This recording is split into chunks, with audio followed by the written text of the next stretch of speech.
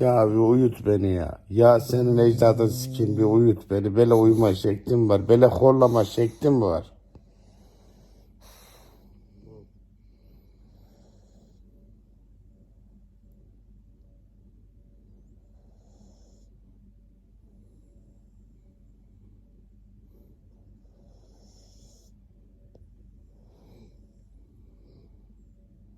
Ciğerim. Ciğerim. Horlamanla yatamadık yani.